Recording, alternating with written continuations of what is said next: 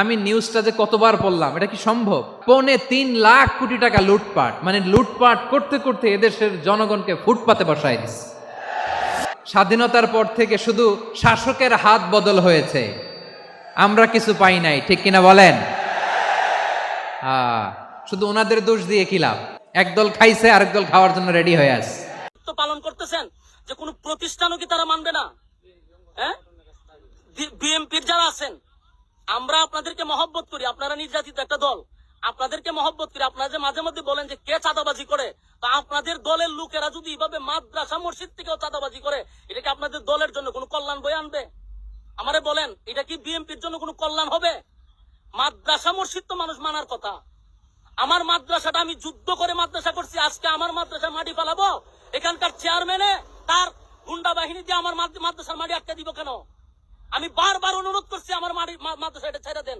এরপরে এরা বলতেছে এটা চেয়ারম্যানের নির্দেশ, মাটি ছাড়া হবে না। 2টা গাড়ি আমার সকাল থেকে আটকে রাখছে, আমি আমাদেরকে বেতন দিতে হবে না? 2 গাড়ি আমার আটকে রেখে দিছে, কোনো কথা তারা শুনতে রাজি না। টাকা দিব, তারপরে তারা মাটি ছাড়বে। আমার প্রশ্ন হলো, আমি আমার আরেক জায়গার থেকে আমি আমার কিনা মাটি দানের মাটি আমি যদি মাদ্রাসা পালাই, এখানে আমি কেন চাঁদা দিব? আমি মাত্র